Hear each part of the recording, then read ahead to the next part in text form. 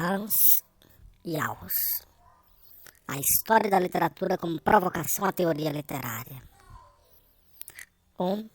A história da literatura vem, em nossa época, se fazendo cada vez mais mal afamada. E, aliás, não de forma merecida. Nos últimos 150 anos, a história dessa venerável disciplina tem inequivocamente trilhado o caminho da decadência constante. Todos os seus feitos culminantes datam do século XIX. À época, Gervinus e Scherer, de Sainz e Lanson, escrever a história de uma literatura nacional era considerado o apogeu da carreira de um filólogo. Os patriarcas da história da literatura tinham como meta suprema apresentar, por intermédio da história das obras literárias, a ideia da individualidade nacional a caminho de si mesmo. Hoje, essa aspiração suprema constitui já uma lembrança distante. Em nossa vida intelectual contemporânea, a história da literatura em sua forma tradicional vive tão somente uma existência nada mais que miserável, tendo se preservado apenas na qualidade de uma exigência caduca do regulamento dos exames oficiais, como matéria obrigatória do currículo do ensino secundário. Ela já quase desapareceu na Alemanha. No mais, histórias da literatura podem ainda ser encontradas, quando muito, nas estantes de livros da burguesia instruída. Burguesia esta que, na falta de um dicionário da literatura mais apropriado, as consulta principalmente para solucionar charadas literárias. Nos cursos oferecidos nas universidades, a história da literatura está visivelmente desaparecendo. Há tempos já não constitui segredo algum afirmar que os filólogos da minha geração orgulham-se de ter substituído os tradicionais painéis globais ou de época de sua literatura nacional por cursos voltados para um enfoque sistemático ou centrado em problemas históricos específicos. A produção científica oferece um quadro semelhante. As empreitadas coletivas, na forma de manuais, enciclopédias e volumes interpretativos, estes constituindo o ramo mais recente das assim chamadas sínteses de livraria, desalojaram as histórias da literatura tidas por pretensiosas e pouco sérias. Significativamente, tais coletâneas pseudo-históricas raramente resultam da iniciativa de estudiosos, mas devem-se, em geral, à ideia de algum editor empreendedor. Já a pesquisa levada a sério, por sua vez, encontra registro em monografias de revistas especializadas, pautando-se pelo critério mais rigoroso dos métodos científico-literários da estilística, da retórica, da filologia textual, da semântica, da poética e da história das palavras, dos motivos e dos gêneros. Por certo, também, as revistas atuais especializadas em filologia encontram-se ainda, em grande medida, repletas de ensaios que se contentam com uma abordagem histórico-literária. Seus autores, porém, vêm-se expostos a uma dupla crítica. Da ótica das disciplinas vizinhas, os problemas que levantam são, abertos ou veladamente, qualificados de pseudo-problemas e seus resultados desdenhados como um saber puramente antigo. Tampouco a crítica oriunda da teoria literária revela-se mais complacente em seu juízo. Tal crítica tem a objetar a história clássica da literatura, que ela apenas se pretende uma forma da escrita da história, mas na verdade move-se numa esfera exterior à dimensão histórica, e ao fazê-lo falha igualmente na fundamentação do juízo estético que seu objeto, a literatura, enquanto uma forma de arte, demanda. Primeiramente, cumpre esclarecer essa crítica. A história da literatura, em sua forma mais habitual, costuma esquivar-se do perigo de uma enumeração meramente cronológica dos fatos, ordenando seu material segundo tendências gerais, gêneros e outras categorias. Para então, sob tais rúbricas, abordar as obras individualmente em sequência cronológica. A biografia dos autores e a apreciação do conjunto de sua obra surgem aí em passagens aleatórias e digressivas, à maneira de um elefante branco. Ou, então, o historiador da literatura ordena seu material de forma unilinear, seguindo a cronologia dos grandes autores e apreciando-os conforme o esquema de vida e obra. Os autores menores ficam aí a ver navios, são inseridos nos intervalos entre os grandes, e o próprio desenvolvimento dos gêneros vê-se, assim, inevitavelmente fracionado. Esta última modalidade de história da literatura corresponde sobretudo ao cânone dos autores da antiguidade clássica. Já a primeira encontra-se com maior frequência nas literaturas modernas, que se defrontam com a dificuldade, crescente à medida que se aproximam do presente, de ter de fazer uma seleção dentre uma série de autores e obras cujo conjunto mal se consegue divisar. Contudo, uma descrição da literatura que segue um cânone em geral pré-estabelecido e simplesmente enfileira vida e obra dos escritores em sequência cronológica não constitui, como já observou Gervinus, história alguma. Mal chega a ser o esqueleto de uma história. Do mesmo modo, nenhum historiador tomaria por histórica uma apresentação da literatura segundo seus gêneros, que, registrando mudanças de uma obra para outra, persiga as formas autônomas do desenvolvimento da lírica, do drama e do romance e emoldure o todo, inexplicado com uma observação de caráter geral, a miúde tomada emprestada à história, sobre o zeitgeist e as tendências políticas do período. Por outro lado, não é apenas raro, mas francamente mal visto que um historiador da literatura profira vereditos qualitativos acerca de obras de épocas passadas. Muito pelo contrário, o historiador costuma, antes, apoiar-se no ideal de objetividade da historiografia, a qual cabe apenas descrever como as coisas efetivamente aconteceram. Sua abstinência estética funda-se em boas razões. Afinal, a qualidade e a categoria de uma obra literária não resultam nem das condições históricas ou biográficas de seu nascimento, nem tão somente de seu posicionamento no contexto sucessório do desenvolvimento de um gênero, mas sim dos critérios da recepção, do efeito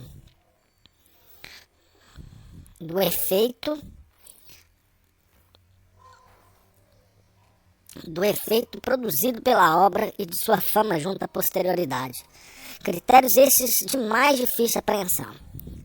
Ademais, se comprometido com o ideal da objetividade, o historiador da literatura limita-se à apresentação de um passado acabado, deixando ao crítico competente o juízo acerca da literatura do presente inacabado, e apegando-se ao cânone seguro das obras-primas, permanecerá ele, o mais das vezes, em sua distância histórica, uma ou duas gerações atrasado em relação ao estágio mais recente do desenvolvimento da literatura. Na melhor das hipóteses, participará, pois, como leitor passivo da discussão presente sobre os fenômenos literários contemporâneos, tornando-se assim, na construção de seu juízo, um parasita de uma crítica que, em segredo, ele desdenha como não científica.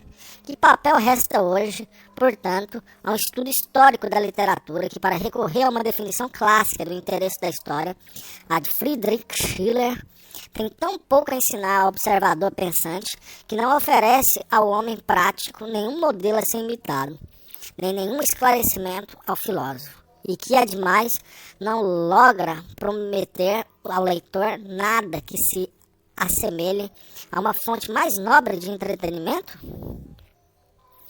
2. As citações não constituem apenas um apelo a uma autoridade como um propósito único de sancionar determinado passo no curso da reflexão científica. Elas podem também retomar uma questão antiga, visando demonstrar que uma resposta já tornada clássica não mais se revela satisfatória, que essa própria resposta faz-se novamente histórica, demandando de nós uma renovação da pergunta e de sua solução. A resposta de Schiller à pergunta colocada em sua aula inaugural na Universidade de Viena, em 26 de maio de 1789, o que significa e com que propósito estudam-se a história universal? Não é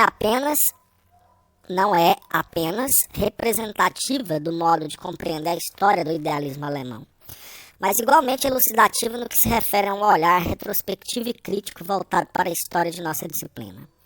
Isso porque aquela resposta nos mostra com expectativa a história da literatura do século XIX, competindo com a historiografia geral, buscou desencobrir-se da tarefa legada pela filosofia idealista da história.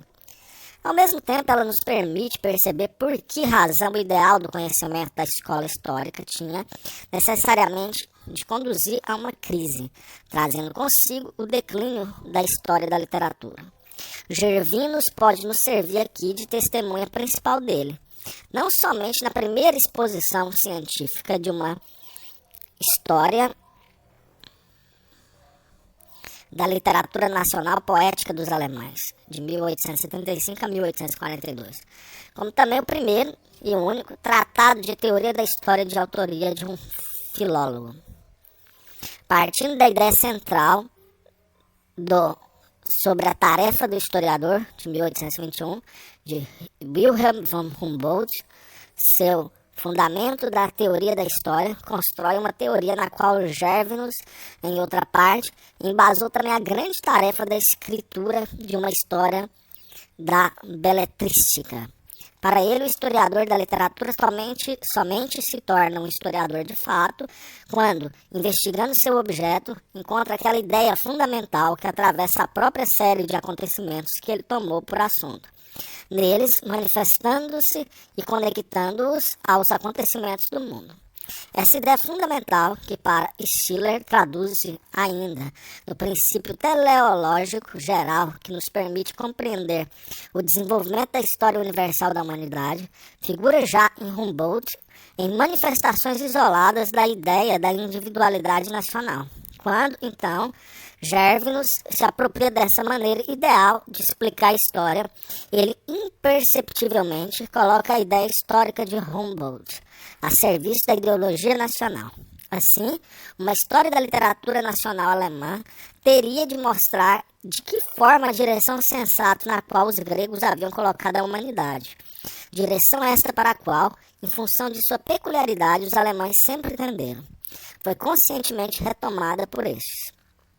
A ideia universal da filosofia esclarecida da história desagrega-se na multiplicidade da história das individualidades nacionais, afunilando-se, por fim, no mito literário, segundo o qual precisamente os alemães estariam qualificados para ser os verdadeiros sucessores dos gregos. Isso em função daquela ideia que somente os alemães revelavam-se aptos a concretizar em toda a sua pureza. Esse processo, tornado visível a partir do exemplo de Gervinus, não constitui um fenômeno típico apenas da história do espírito, Zeitgeschichte, no século XIX.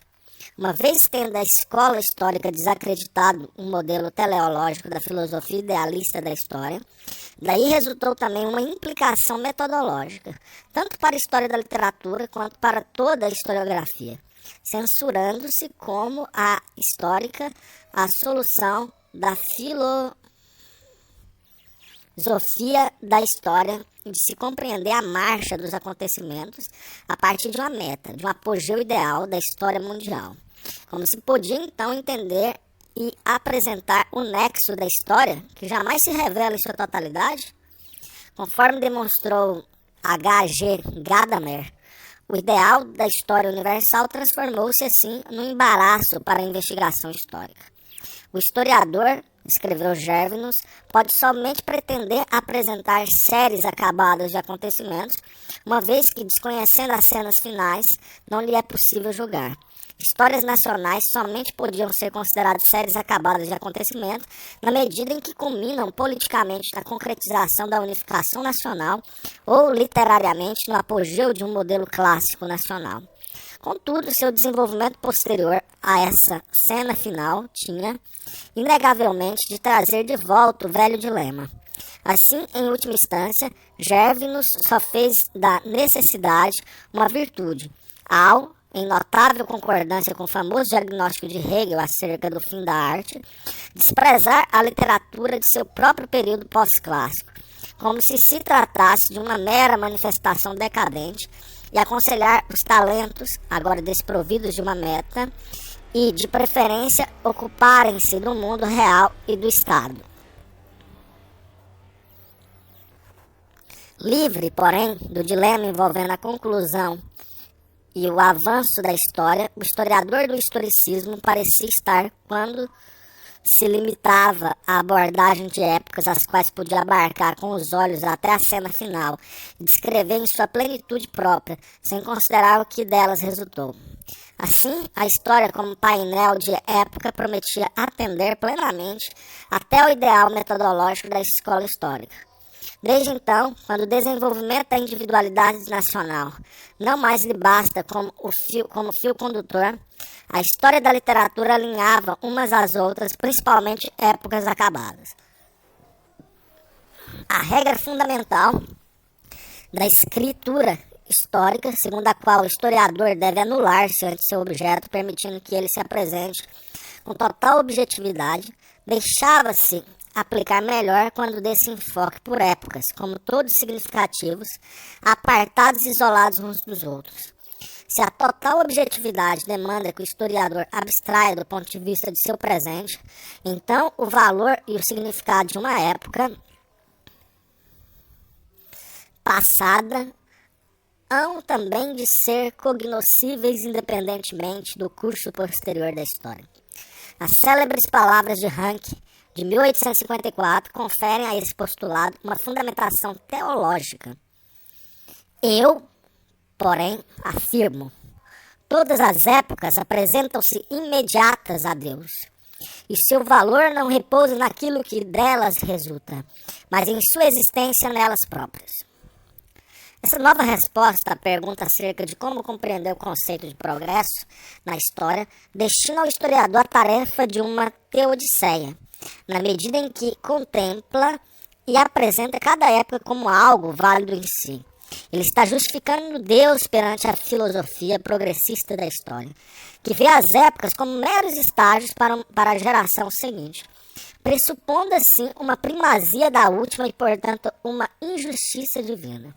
Entretanto, a solução de Ranke para o problema legado pela filosofia da história foi obtida à custa de um corte no fio que liga o passado ao presente, isto é, a época como ela efetivamente foi, aquilo que dela resultou, afastando-se da filosofia da história do iluminismo.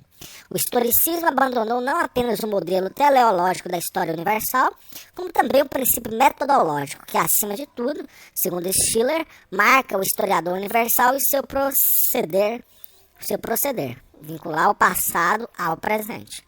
Um conhecimento imprescindível, apenas supostamente especulativo, o qual a escola histórica não podia impunemente desconsiderar.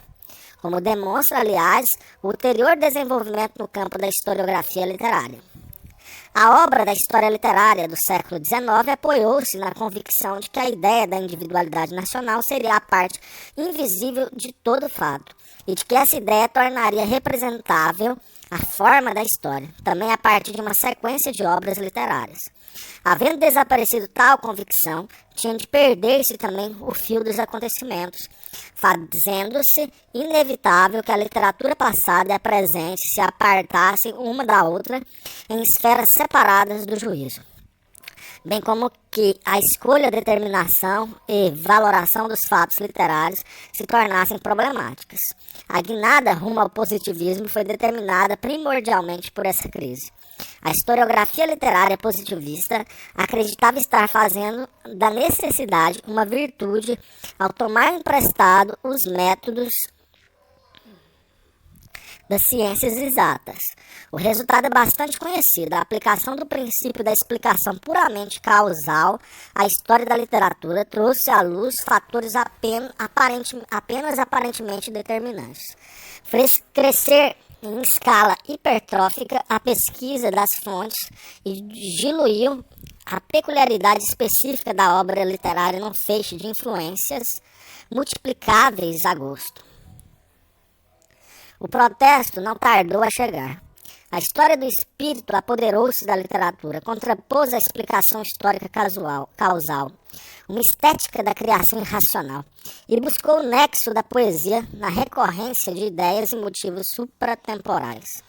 Na Alemanha, ela se deixou envolver na preparação e fundamentação da ciência literária nacionalista do nacionalsocialismo. Depois da guerra, substituíram-na novos métodos, os quais levaram a cabo o processo de desideologização, sem, no entanto, reassumir a tarefa clássica da história literária. A apresentação da literatura em sua história, em sua relação com a história geral, estava fora da área de interesse da nova história das ideias e dos conceitos, bem como da investigação da tradição que floresceu na esteira da escola de Warburg. A primeira almeja secretamente uma renovação da história da filosofia, conforme essa se reflete na literatura.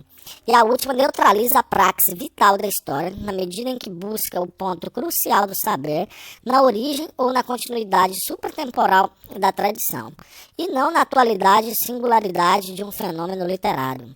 O conhecimento daquilo que persiste em meio à mudança constante desobriga-nos do esforço de compreensão histórica. Na obra monumental de Ernst Robert Curtius, que propiciou o trabalho a uma legião de epígonos pesquisadores da tópica, a continuidade da herança da antiguidade, alçada à condição de ideia suprema, figura sob a forma da tensão historicamente não mediada, imanente à tradição literária, entre criação e imitação, poesia elevada e mera literatura.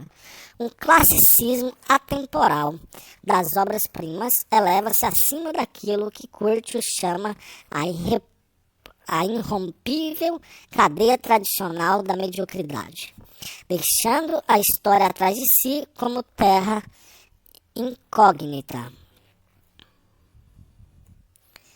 Vence-se aí, em tão pouca medida, o abismo entre a contemplação histórica e a contemplação estética da literatura, quanto na teoria literária de Benedetto Croce, com sua separação ad absurdum entre poesia e não poesia.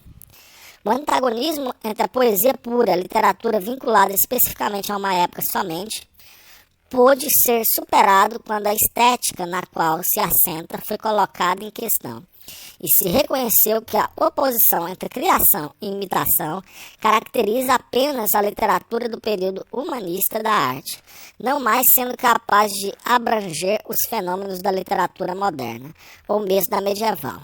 Da orientação definida pela escola positivista e pela idealista, destacaram-se a sociologia da literatura e o método imanentista, aprofundando ainda mais o abismo entre poesia e história. Tal se revela com a máxima nitidez nas teorias literárias antagônicas da escola marxista e da formalista. Escolas estas que constituirão o ponto central de meu panorama crítico da pré-história da ciência literária atual. 3. Comum a essas duas escolas é a renúncia ao empirismo cego do positivismo, bem como a metafísica estética da história do espírito. Por caminhos opostos, ambas tentaram resolver o problema de como compreender a sucessão histórica das obras literárias como nexo da literatura. E ambas mergulharam, por fim, numa aporia cuja solução teria exigido que se estabelecesse uma nova relação entre a contemplação histórica e a contemplação estética. A teoria literária marxista entendeu ser sua tarefa demonstrar o nexo da literatura em seu espelhamento da realidade social. Desnecessário seria determos-nos aqui nos resultados ingênuos obtidos pela historiografia literária praticada pelo marxismo vulgar, que jamais se cansou de fazer derivar diretamente alguns fatores econômicos e constelações de classe da infraestrutura a multiplicidade dos fenômenos literários. Um nível mais elevado, a teoria literária marxista alcançou nos momentos em que tentou definir a função da literatura enquanto elemento constitutivo da sociedade. Abre aspas. Se a determinação social do homem é sua natureza, então há de resultar também dos atos passados de auto-testemunho literário, um quadro completo das contradições que a humanidade viveu ao longo da história. A poesia move-se em direção a um ouvir. É por essa razão que nela se gesta a sociedade a qual ela se dirige. O estilo é sua lei, e pelo conhecimento do estilo pode-se decifrar também o destinatário da poesia. Fecha aspas. Werner Krauss, cuja obra Literaturgeschichte aus Geschichte Auftragszito, discutiu essa ampla tese em monografia sobre a literatura do iluminismo, mas não a desenvolveu transformando-a numa história da literatura que, baseada em premissas tão pouco ortodoxas, teria podido dar uma nova direção à história literária marxista, uma vez que esta última, de certo, também por razões políticas, apega-se a uma delimitação nacional da história da literatura. Ela segue sempre trilhando velhos caminhos, sem se colocar de maneira nova o problema da relação entre literatura e sociedade, relação esta que constitui um processo. Trata-se, entretanto, de um problema que, ainda que o substrato antiquado da unificação político-nacional fosse substituído pelo modelo histórico mais geral do caminho rumo à sociedade sem classe, não estaria mais bem solucionado. Em toda a gama das formas que assume, apenas muito precariamente a literatura admite ser remontada a fatores do processo econômico, pois a mudança estrutural dá-se com muito maior lentidão na infraestrutura do que na superestrutura, e o número de determinantes verificáveis é muito menor na primeira do que na última. Somente uma porção reduzida da produção literária é permeável aos acontecimentos da realidade histórica. E nem todos os gêneros possuem força testemunhal no tocante à lembrança dos motivos constitutivos da sociedade. Ademais, quando uma obra importante aparece conferir uma nova direção ao processo literário, ela permanece circundada por uma produção que, a miúde, à vista, é incapaz de abranger produção esta composta de obras que correspondem a uma tendência já ultrapassada do gosto, mas cujo efeito sobre a sociedade não se deve ter em menor conta do que a novidade frequentemente incompreendida, contida naquela obra importante, a qual, no entanto, é a única que pesa na sucessão homogênea da progressão histórica. Contudo, a heterogeneidade do simultâneo não constitui a única dificuldade não superada pela historiografia literária marxista. Esta, vendo-se constrangida a medir o grau de importância de uma obra literária em função de sua força testemunhal relativamente ao processo social, e sendo incapaz de extrair daí quaisquer categorias estéticas próprias, permaneceu de um modo geral e sem admitir, presa a uma estética classicista.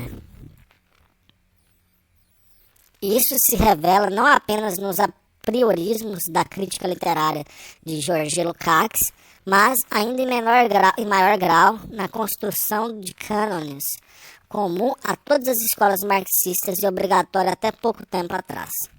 O conceito de arte clássico, emprestado a Hegel e absolutizado, resultou em que toda a literatura moderna que não se deixava apreender segundo o princípio da identidade entre forma e conteúdo teve de ser desqualificada como arte degenerada da burguesia decadente. Apenas mais recentemente parece ter começado a gastar-se uma tendência contrária. De início, seus defensores não puderam apoiar-se em outras autoridades que não a do próprio Stalin, ao, analogamente à afirmação deste último acerca da linguística, postular também para a literatura a independência entre a superestrutura e a base econômica. O debate com o realismo socialista conduziu, durante o período do degelo, a uma crítica à teoria do reflexo, abrindo a perspectiva da fundação de uma teoria da arte apropriada às formas da arte moderna. Uma teoria que teria obrigatoriamente de trazer consigo a ruptura com a estética clássica da representação. Há que se aguardar o resultado de tais iniciativas, as quais buscam solucionar a questão acerca da função social da literatura, tendo em vista, agora, também a contribuição específica de suas formas e meios artísticos. Contudo, o problema da história literária, assim formulado, não constitui uma descoberta da ciência literária marxista. Já há 40 anos, ele se colocou também para a escola formalista por ela combatida. A época em que essa escola viu-se condenada ao silêncio e banida para a diáspora pelos outrora detentores do poder. 4. Os primeiros passos dos formalistas, que na condição de membros da Sociedade para o Estudo da Linguagem Poética, OPOIAS, começaram a evidenciar-se com publicações programáticas a partir de 1916. Deram-se sob o signo de uma rigorosa ênfase no caráter artístico da literatura. A teoria do método formalista alcançou novamente a literatura a condição de um objeto autônomo de investigação, na medida em que desvinculou a obra literária de todas as condicionantes históricas, e a maneira da nova linguística estrutural definiu em termos puramente funcionais a sua realização específica, como a soma de todos os procedimentos artísticos nela empregados. A tradicional separação entre poesia e literatura torna-se, assim, sem efeito. O caráter artístico da literatura deve ser verificado única e exclusivamente a partir da oposição entre linguagem poética e linguagem prática. A língua, em sua função prática, passa então a representar, na qualidade de série não literária, todas as demais condicionantes históricas e sociais da obra literária. Esta é descrita e definida como obra de arte, precisamente em sua singularidade própria, Eckhart Poetic, e não, portanto, em sua relação funcional com a série não literária. A diferenciação entre linguagem poética e linguagem prática conduziu ao conceito de percepção artística, conceito este que rompe completamente o vínculo entre literatura e vida. A arte torna-se, pois, o meio para a destruição pelo estranhamento, do automatismo da percepção cotidiana.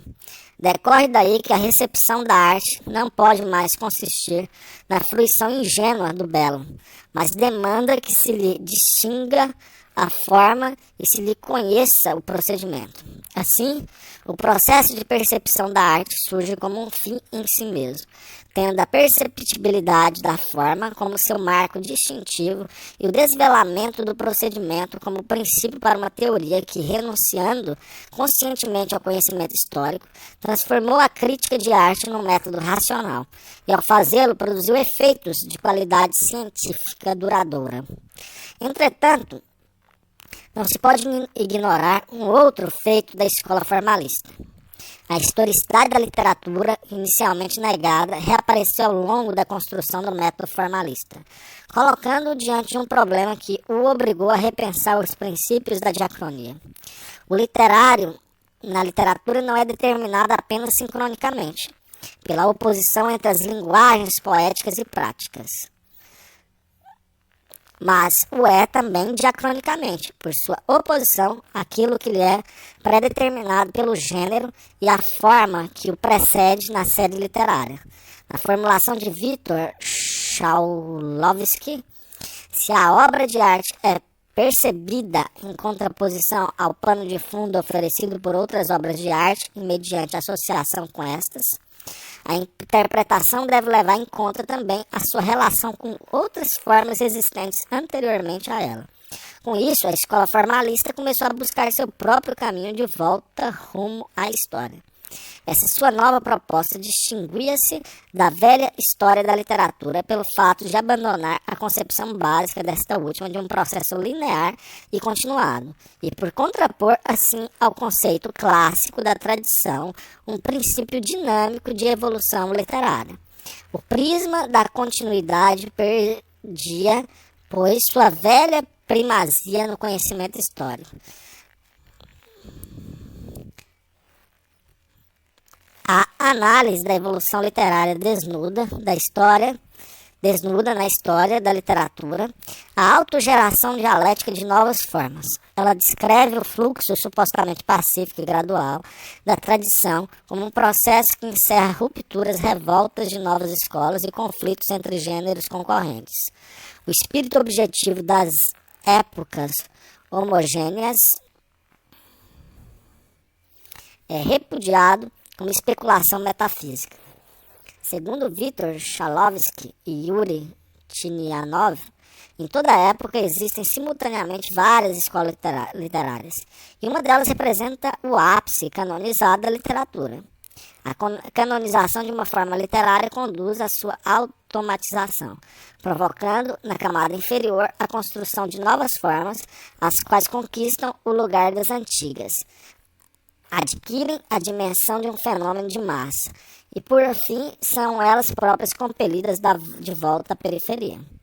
com essa proposta que paradoxalmente volta o princípio da evolução literária contra o sentido orgânico teleológico do conceito clássico de evolução, a escola formalista aproximou-se bastante de uma nova compreensão histórica da literatura, no domínio do surgimento, da canonização e da decadência dos gêneros. Ela nos ensinou a ver de uma maneira nova a obra de arte em sua história, isto é, na transformação dos sistemas de gêneros e formas literárias, abrindo caminho, assim, para uma descoberta da qual também a linguística se apropriou. A descoberta de que a pura sincronia é ilusória, porque, nas palavras de Roma Jakobson e Yuri Tinianov, todo sistema apresenta-se necessariamente como uma evolução, e esta, por sua vez, carrega forçosamente um caráter sistemático. Contudo, compreender a obra de arte em sua história, ou seja, no interior da história da literatura definida como uma sucessão de sistemas, ainda não é o mesmo que contemplá-la na história. Isto é, no horizonte histórico de seu nascimento. Função social e efeito histórico. O histórico na literatura não se esgota na sucessão de sistemas estéticos formais, assim como da língua, o desenvolvimento da literatura não pode ser determinado apenas de forma imanente através de sua relação própria entre diacronia e sincronia, mas há de ser definido também em função de sua relação com o processo geral da história. Se dessa perspectiva voltarmos novamente o nosso olhar para o dilema comum, a teoria literária formalista e a marxista, resultará daí uma conclusão que nenhuma delas tirou.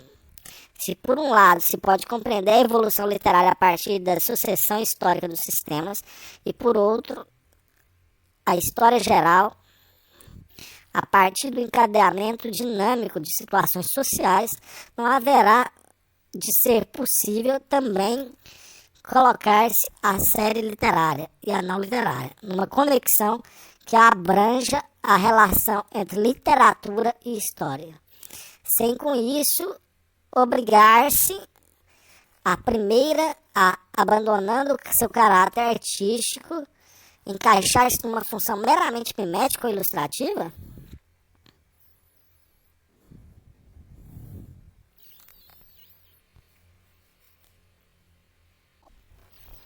5. No âmbito da questão aí colocada, eu vejo o desafio da ciência literária na retomada do problema da história da literatura, deixado em aberto pela disputa entre o método marxista e o formalista.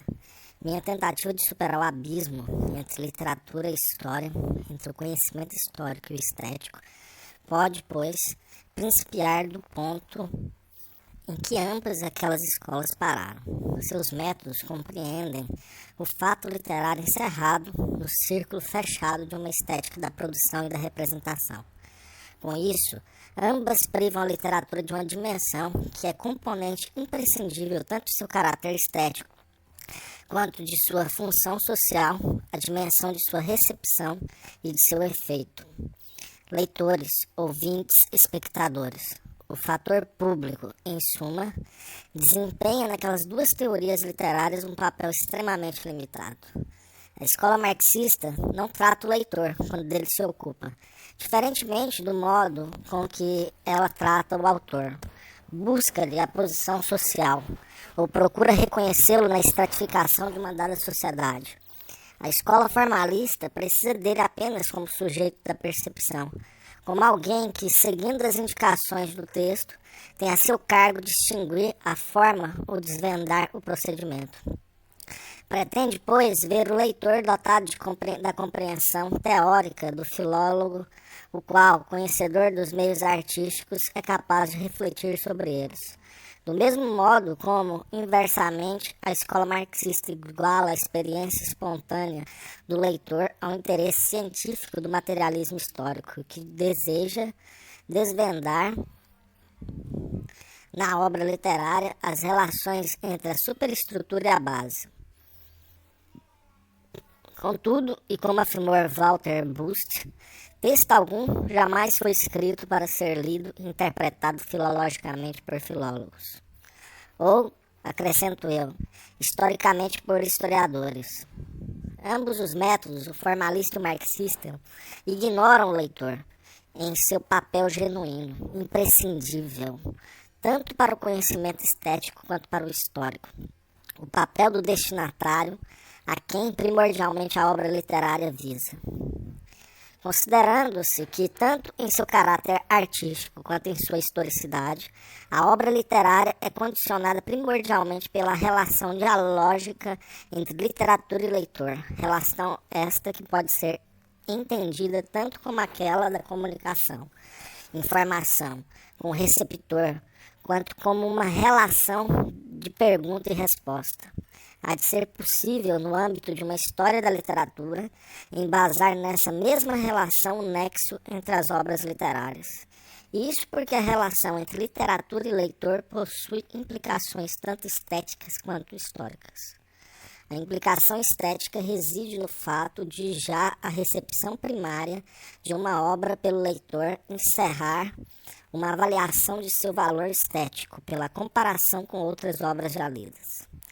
A implicação histórica manifesta-se na possibilidade de, numa cadeia de recepções, a compreensão dos primeiros leitores ter continuidade e enriquecer-se de geração em geração, decidindo assim o próprio significado histórico de uma obra e tornando visível sua qualidade estética.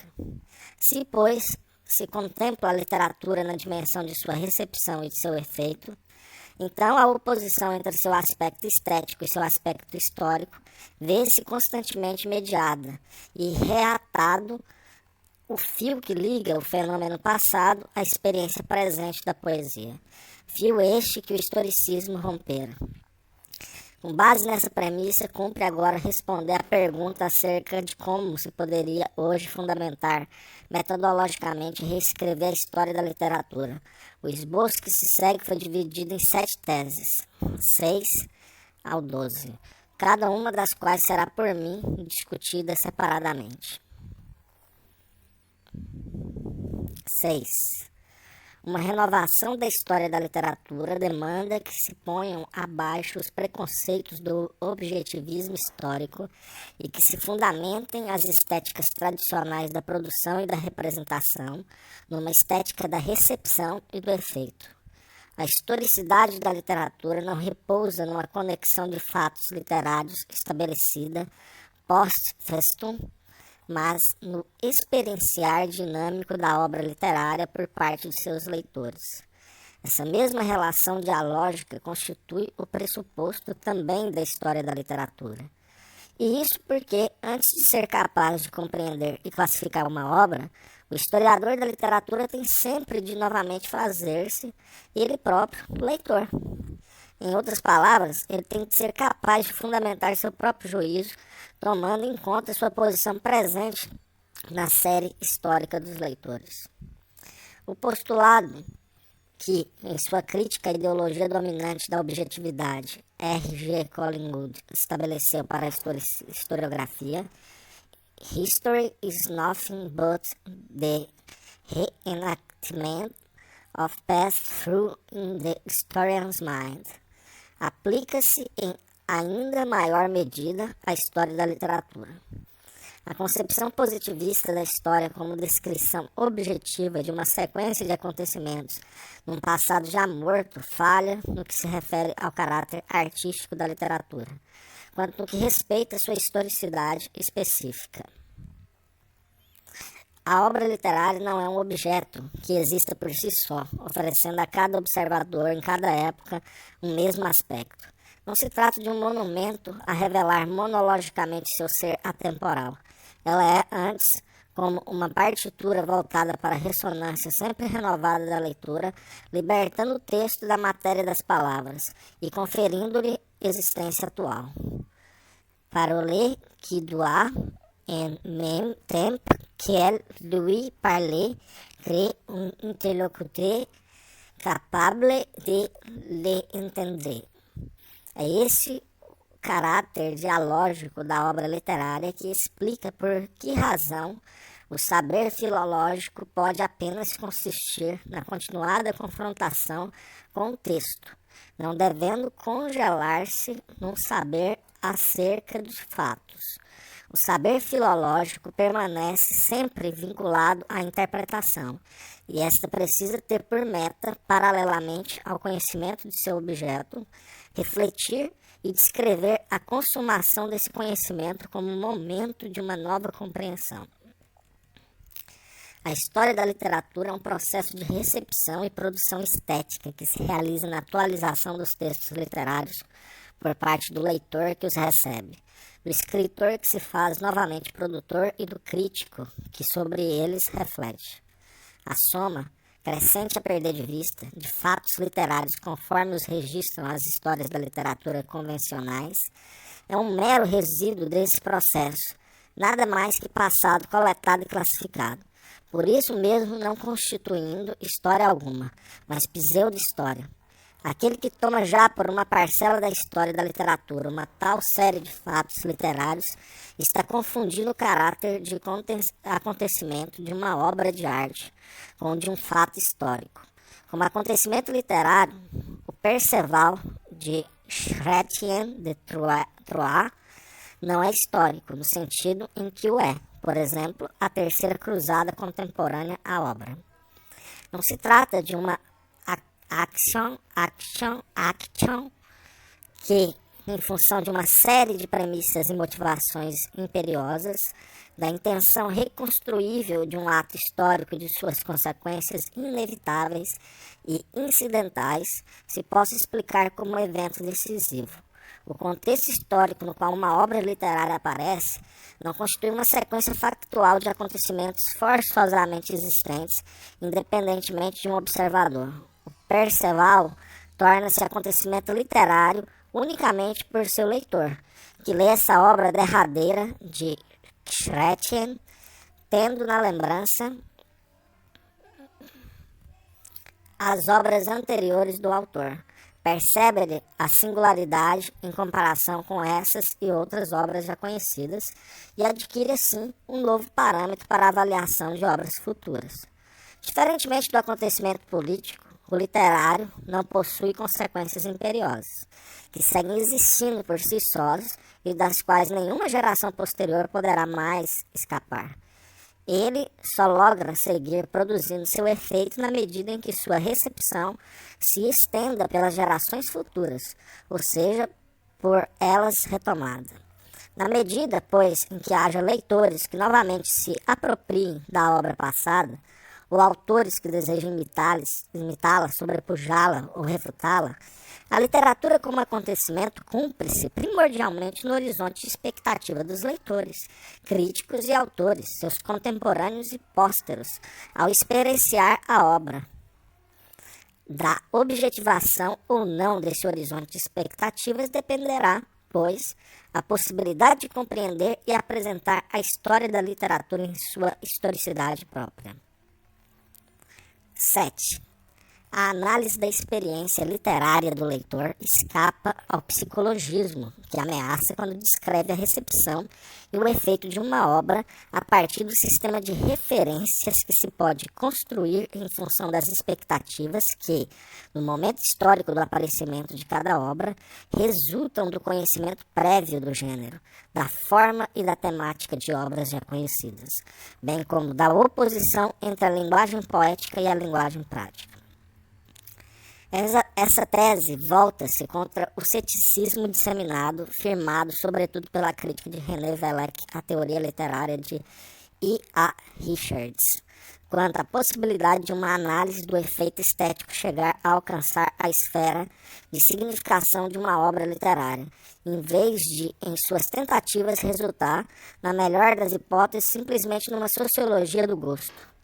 Vellec argumenta não ser possível, por meios empíricos, determinar um estado de consciência, quer seja o individual, uma vez que este encerra em si algo de momentâneo e exclusivamente pessoal, quer seja o coletivo, que J. Mukarovsky supõe ser o efeito da obra de arte.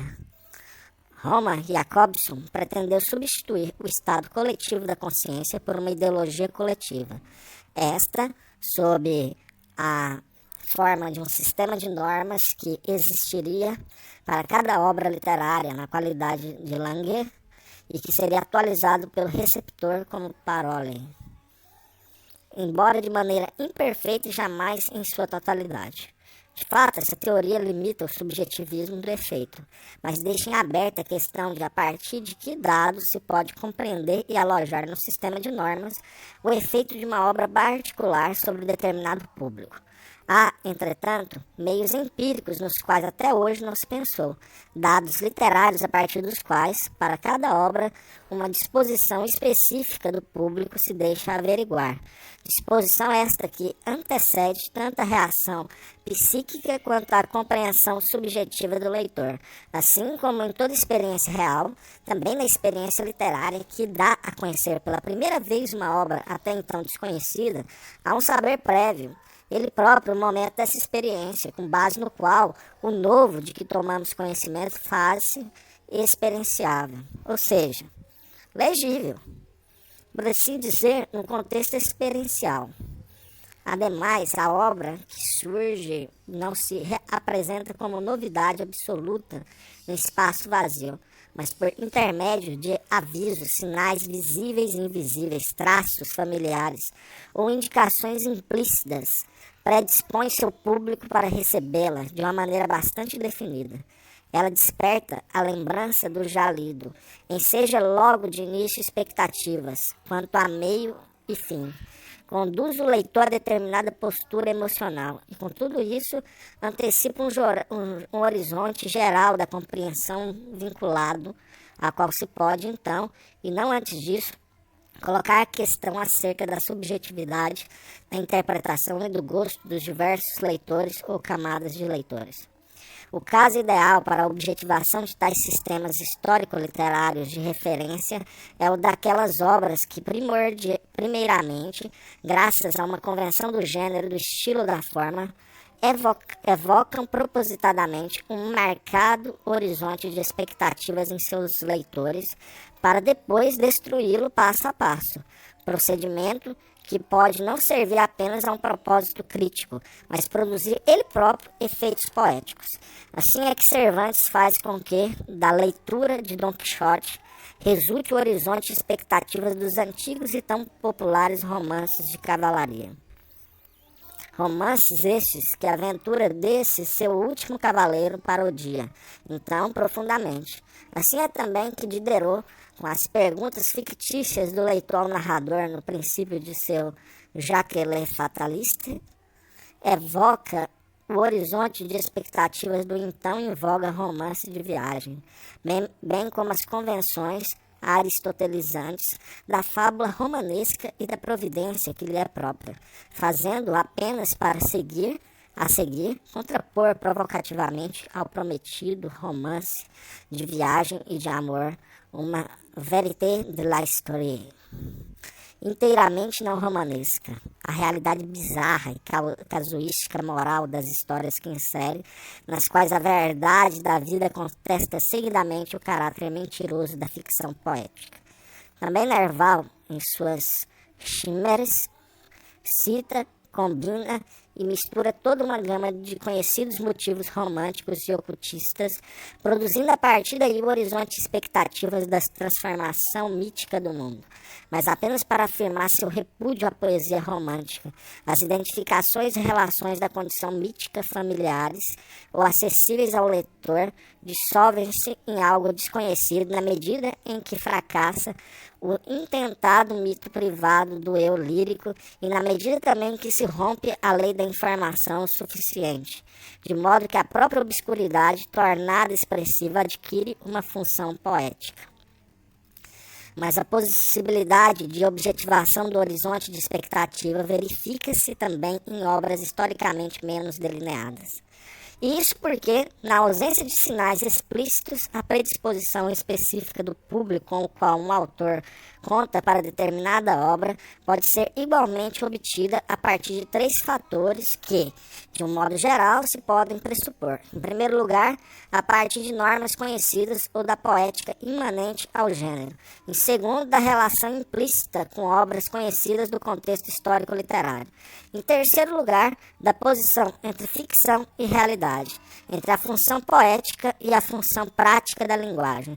Oposição esta que, para o leitor que reflete faz-se sempre presente durante a leitura como possibilidade de comparação.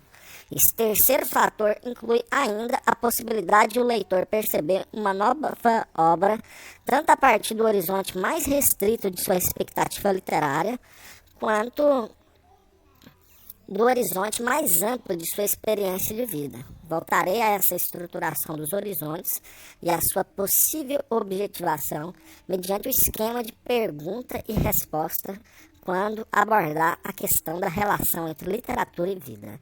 Ver a tese 12.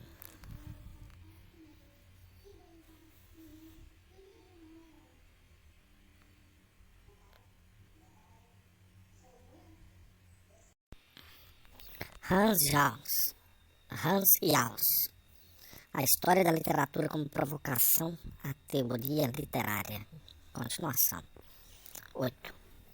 O horizonte de expectativa de uma obra, que assim se pode reconstruir, torna possível determinar seu caráter artístico a partir do modo e do grau segundo o qual ela produz seu efeito sobre um suposto público, denominando-se distância estética aquela que medeia entre o horizonte de expectativa pré-existente e a aparição de uma obra nova, cuja acolhida, dando-se por intermédio da negação de experiências conhecidas ou da conscientização de outras, jamais expressas, pode ter por consequência uma mudança de horizonte.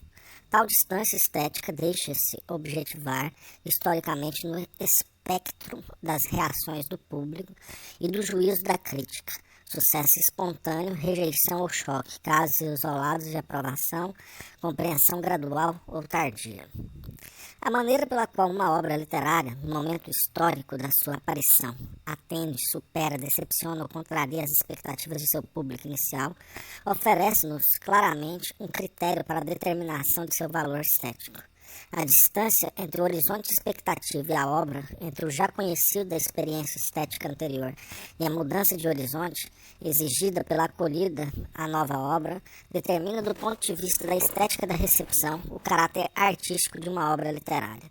À medida que essa distância se reduz, que não se demanda da consciência receptora nenhuma guinada rumo ao horizonte da expectativa, ao horizonte da experiência, ainda desconhecida, a obra se aproxima da esfera da arte culinária ou ligeira.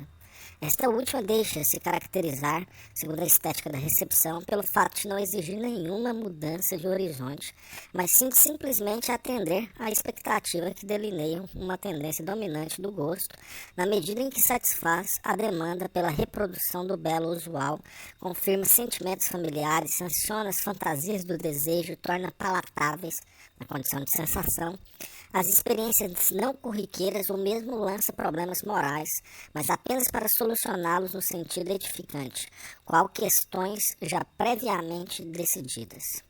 Se, inversamente, trata-se de avaliar o caráter artístico de uma obra pela distância histérica que a opõe à expectativa de seu público inicial, segue-se daí que tal distância, experimentada de início com prazer ou estranhamento, na qualidade de uma nova forma de percepção, poderá desaparecer para leitores posteriores, quando a negatividade original da obra houver se transformado em obviedade e daí em diante adentrado ela própria na qualidade de uma expectativa familiar, o horizonte da experiência estética futura. É nessa segunda mudança de horizonte que se situa particularmente a classicidade das assim chamadas obras-primas, sua forma bela, tornada uma obviedade, e seu sentido eterno, aparentemente indiscutível, aproximam-na perigosamente do ponto de vista estético-recepcional, da pacificamente convincente e palatável arte culinária, de forma que um esforço particular faz-se necessário para que se possa lê-la, a contrapelo da experiência que se faz hábito e assim divisar-lhe novamente o caráter artístico. A relação entre literatura e público não se resolve no fato de cada obra possuir seu público específico, histórica e sociologicamente definível, de cada escritor depender do meio, das concepções e da ideologia de seu público, ou no fato de o sucesso literário pressupor um livro que exprima aquilo que o grupo esperava, um livro que revela ao grupo sua própria imagem. A sociologia da literatura não está contemplando seu objeto de forma suficientemente dialética ao definir com tamanha estreiteza de visão o círculo formado por escritor, obra e público. Tal definição pode ser invertida. Há obras que no momento de sua publicação não podem ser relacionadas a nenhum público específico, mas rompem tão completamente o horizonte conhecido de expectativas literárias que seu público somente começa a formar-se aos poucos. Quando então o novo horizonte de expectativas logrou já adquirir para si validade mais geral, o poder do novo cânone estético pode vir a revelar-se no fato de o público passar a sentir como envelhecidas as obras até então de sucesso, recusando-lhes suas graças. É somente tendo em vista essa mudança de horizonte que a análise do efeito literário adentra a dimensão de uma história da literatura escrita pelo leitor, e as curvas estatísticas dos best-sellers proporcionam conhecimento histórico. Como exemplo disso, pode servir-nos uma sensação literária do ano de 1857. Juntamente com Madame Bovary, de Flaubert, romance que, de lá para cá, tornou-se mundialmente famoso, foi publicado o hoje esquecido Fanny, de seu amigo Feydeau. Embora o romance de Flaubert tenha acarretado um processo por violação da moral pública, Madame Bovary foi, a princípio, eclipsado pelo romance de Feydeau, que em um ano, Fanny alcançou 13 edições, e assim um sucesso que Paris não via desde o Atala de Chateaubriand. Do ponto de vista temático, ambos os romances atendiam à expectativa de um novo público, que na análise de Baudelaire abjurara todo e qualquer romantismo e desdenhava em igual medida tanto o grandioso quanto o ingênuo nas paixões. Os dois tratavam de um tema trivial, o adultério, em um ambiente burguês ou provinciano. Contudo, para além dos previsíveis detalhes das cenas eróticas, ambos os autores souberam dar uma guinada sensacional no triângulo amoroso entorpecido pela convenção. Lançaram uma nova luz sobre o desgastado tema do ciúme, invertendo a já esperada relação dos três papéis clássicos. Feydeau faz o jovem amante da femme de 30 anos. Embora tendo satisfeito seus desejos, ter ciúme do marido de sua amada e sucumbir ante essa tormentosa situação. Flaubert dá aos adultérios da esposa do médico da província, adultérios estes que Baudelaire interpreta como uma forma sublime do dandyismo, desfecho surpreendente na medida em que precisamente a figura ridícula do marido enganado, Charles Bovary, que ao final do romance assume traços sublimes. Na crítica oficial da época encontram-se vozes a condenar tanto Fanny quanto Madame Bovary como produtos da nova escola do realismo, a qual acusam de negar tudo quanto é ideal e de atacar as ideias sobre as quais se assenta a ordem social no Segundo Império. Contudo, esboçada aqui apenas em umas poucas pinceladas, o horizonte de expectativa do público de 1857, que após a morte de Balzac nada mais esperava de grandioso do romance, somente explica o êxito distinto de ambos os romances quando se colocava também a questão do efeito produzido por sua forma narrativa. A inovação formal de Flaubert, seu princípio do narrar impessoal, a impassibilité de Barbey d'Aurevilly atacou, afirmando que se pudesse forjar uma máquina de narrar o de aço inglês, esta não funcionaria diferentemente de Monseigneur Flaubert.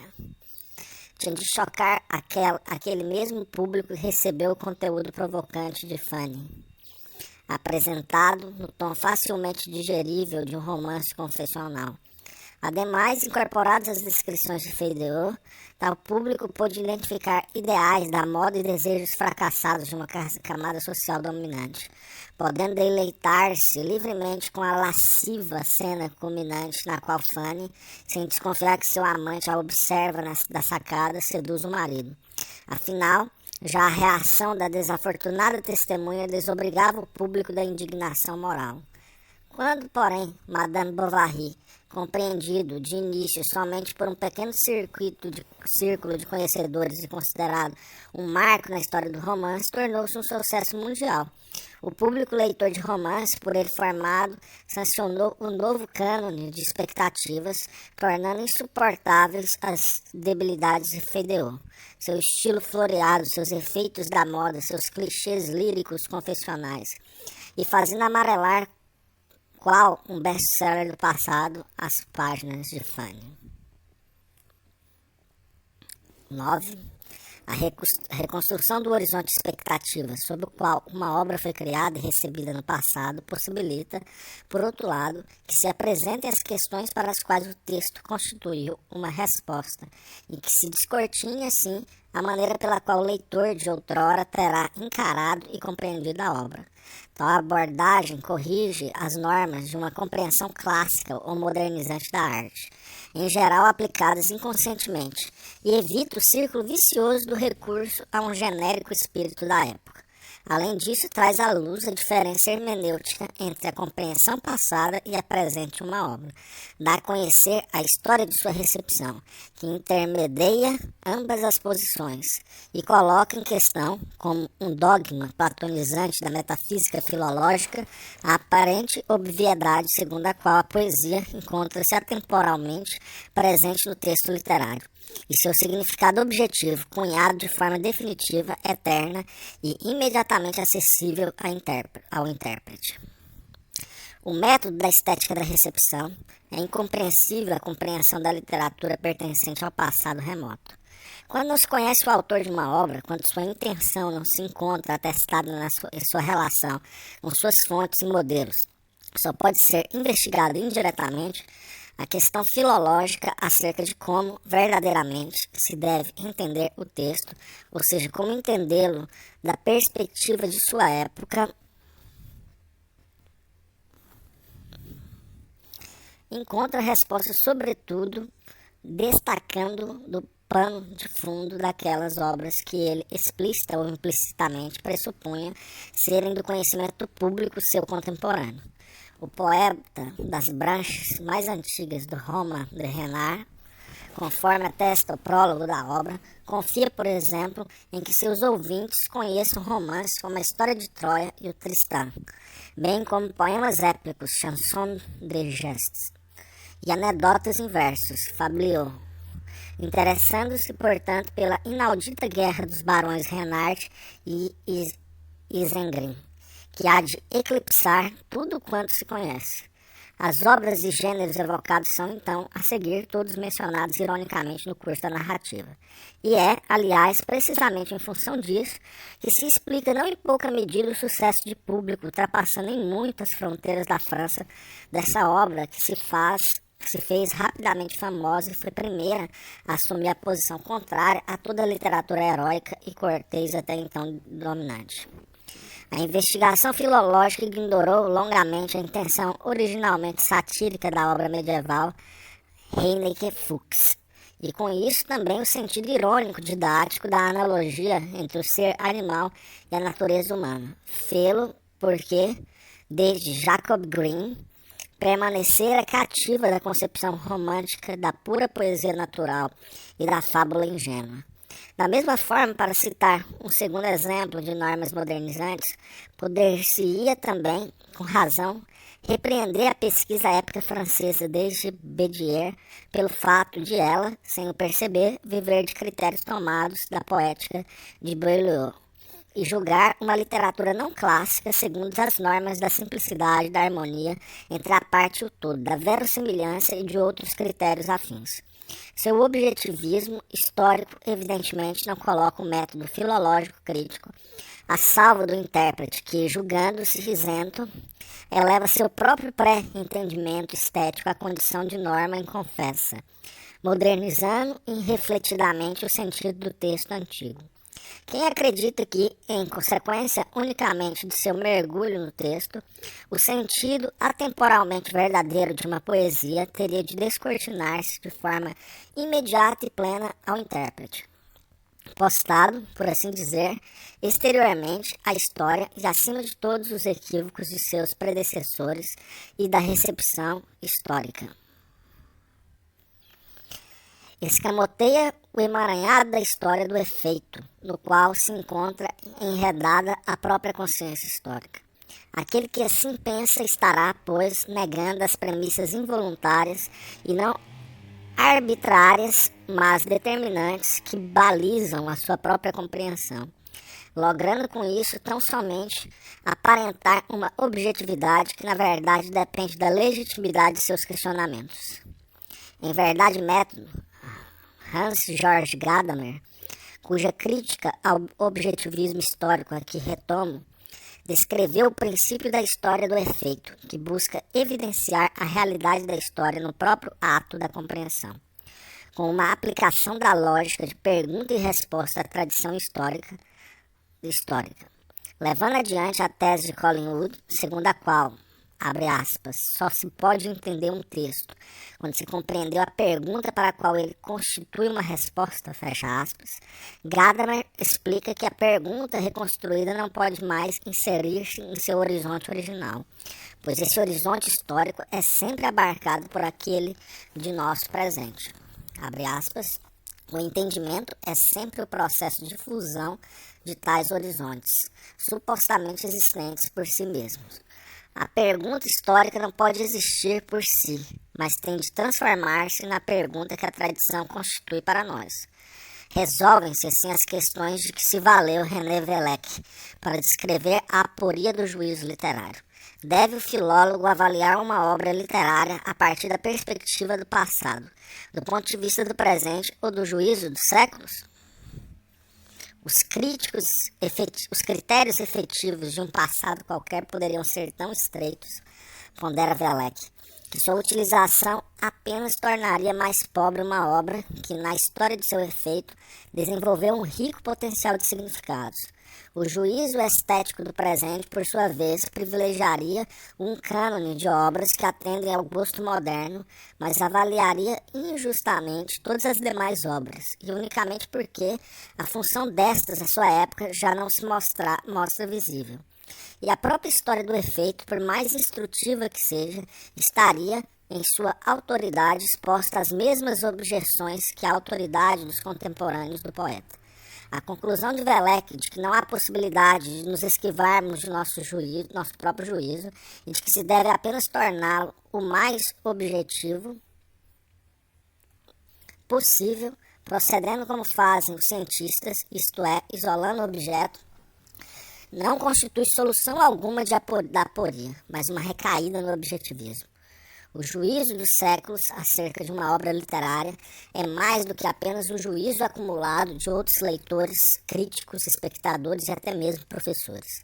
Ele é o desdobramento de um potencial de sentido virtualmente presente na obra, historicamente atualizado em sua recepção e concretizado na história do efeito. Potencial este que se descortina ao juízo que compreende na medida em que, no encontro com a tradição, ele realize a fusão dos horizontes de forma controlada. A concordância entre minha tentativa de, com base na estética da recepção, fundar uma possível história da literatura e o princípio da história do efeito de H.G. Gadamer encontra, porém, seu limite no intento de Gadamer de elevar o conceito do clássico à condição de protótipo de toda mediação histórica entre passado e presente. Sua definição segundo a qual O que é clássico não necessita primeiramente da superação da distância histórica, pois mediação constante realiza por si só essa superação, escapa à relação de pergunta e resposta constitutiva de toda a tradição histórica. Se clássico é, abre aspas, o que diz algo ao presente como se o dissesse especialmente a ele, fecha aspas, então não se teria de buscar primeiramente no texto clássico a pergunta para a qual ele constitui uma resposta. O clássico, que de tal forma significa e interpreta a si mesmo, não se traduz pura e simplesmente no resultado daquilo que chamei de segunda mudança do horizonte? Não constitui ele a obviedade inquestionável da assim chamada obra-prima, que oculta sua negatividade original no horizonte retrospectivo de uma tradição modelar e nos obriga a, investindo contra a sua atestada classicidade, primeiramente recuperar o correto horizonte da pergunta? Mesmo ante a obra clássica, a consciência que opera com base na história do efeito não se encontra desobrigada da tarefa de identificar a relação de tensão entre o texto e o presente. O conceito hegeliano do clássico, que interpreta a si mesmo, só pode conduzir à inversão da relação histórica de pergunta e resposta e contradizer o princípio da história do efeito, segundo o qual o entendimento não é um processo apenas reprodutivo, mas produtivo também. Evidentemente, determina tal contradição o fato de Gadamer ter se apegado a um conceito de arte clássica que, fora de sua época de origem, a do humanismo, não se sustenta como um fundamento geral de uma estética da recepção. Trata-se do conceito de mimesis, entendido aqui como reconhecimento, como forma expõe Gadamer em sua explicação ontológica da experiência da arte. Abre aspas. O que efetivamente experimentamos numa obra de arte, aquilo para o qual nos voltamos, é antes quão verdadeira ela é, ou seja, em que medida conhecemos e reconhecemos nela as coisas e a nós mesmos, fecha aspas. Esse conceito de arte pode ser aplicado à arte humanista, mas não à medieval que a precedeu, e de forma alguma à época moderna que a sucedeu, na qual a estética da mimesis, tanto quanto a metafísica substancialista que a fundamenta, o conhecimento do ser, perdeu seu caráter obrigatório. Contudo, a importância cognitiva da arte não teve fim com essa mudança de época, evidenciando assim que ela absolutamente não está vinculada à função clássica do reconhecimento. A obra de arte pode também transmitir um conhecimento que não se encaixa no esquema platônico. Ela o faz quando antecipa caminhos da experiência futura, imagina modelos de pensamento e comportamento ainda não experimentados ou contém uma resposta a novas perguntas. É precisamente desse significado virtual e dessa função produtiva no processo da experiência que a história do efeito de literatura se vê subtraída quando se deseja colocar a mediação entre a arte passada e o presente sob o signo de tal conceito clássico. Na condição de uma perspectiva da tradição hipostatizada,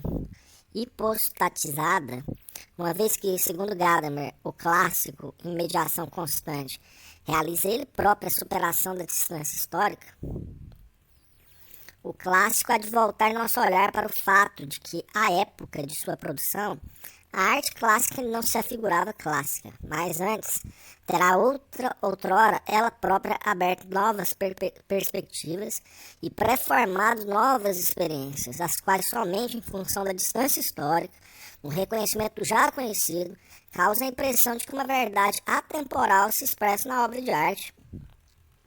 Mesmo o efeito das grandes obras literárias do passado não é um acontecer que se mediava a si próprio, nem pode ser comparado a uma emanação. Também a tradição da arte pressupõe uma relação dialógica do presente com o passado, relação essa em decorrência da qual a obra do passado somente nos pode responder e dizer alguma coisa se aquele que hoje a contempla houver colocado a pergunta que a traz de volta de seu isolamento. Onde, em Wahrheit and Method, a compreensão, analogamente ao acontecer do ser, Seingeschehen, de Heidegger, é entendida como penetração no acontecer da tradição no qual passado e presente mediavam-se continuadamente. Aí tem de padecer o momento produtivo que a compreensão encerra. Essa função produtiva da compreensão progressiva, que necessariamente encerra também uma crítica da tradição e o esquecimento, fundamentará, nas páginas que seguem, o projeto estético recepcional de uma história da literatura. Tal projeto tem de considerar a historicidade da literatura sob 3 aspectos. Diacronicamente, no contexto recepcional das obras literárias, vê a tese 10, sincronicamente, no sistema de referência da literatura pertencente a uma mesma época, bem como na sequência de tais sistemas, ver tese 11. E, finalmente, sobre o aspecto da relação do desenvolvimento literário imanente com o processo histórico mais amplo, ver tese 12. 10. A teoria estético-recepcional não permite somente apreender sentido e forma da obra literária no desdobramento histórico de sua compreensão.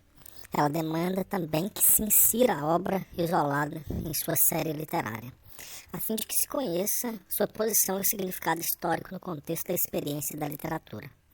No passo que conduz de uma história da recepção das obras à história da literatura, como acontecimento, esta última revela-se um processo no qual a recepção passiva de leitor e crítico transforma-se na recepção ativa e na nova produção do autor, ou visto de outra perspectiva, um processo no qual a nova obra pode resolver problemas formais e morais legados pela anterior, podendo ainda propor novos problemas. De que maneira pode a obra isolada, fixada numa série cronológica pela história positivista da literatura e, desse modo, reduzida exteriormente a um factum, ser traduzida de volta para o interior de seu contexto sucessório histórico e assim novamente compreendida como um acontecimento? A teoria da escola formalista pretende solucionar esse problema, como já se disse aqui, por intermédio de seu princípio da evolução literária. Segundo tal princípio, a obra nova brota do pano de fundo das obras anteriores ou contemporâneas a ela. Atinge na qualidade de forma bem-sucedida o ápice de uma época literária, é reproduzida e assim progressivamente automatizada para então finalmente, tendo já se imposto a forma seguinte, prosseguir vegetando no cotidiano da literatura como gênero desgastado. Caso se intentasse analisar e descrever uma época literária de acordo com esse programa, que, ao que eu saiba, até hoje jamais foi aplicado, poder-se-ia esperar de tal empreitada um quadro que, em muitos aspectos, resultaria superior ao oferecido pela história convencional da literatura. Tal exposição estabeleceria relações entre as séries fechadas em si mesmas, as quais coexistem na história convencional sem nenhuma conexão a vinculá-las, emolduradas, quando muito, por um esboço de história geral, ou seja, séries de obras de um mesmo autor de uma escola ou de um estilo, bem como relações entre as séries de diferentes gêneros, revelando assim a interação evolutiva das funções e das formas. As obras que aí se destacariam se corresponderiam e se substituiriam, figurariam então como momentos de um processo que não precisaria mais ser construído, tendo em vista um ponto de chegada, pois enquanto autogeração dialética de novas formas, ele não necessita de nenhuma teleologia. Vista dessa maneira, a dinâmica própria da evolução literária ver-se-ia, ademais, isenta do dilema dos critérios de seleção.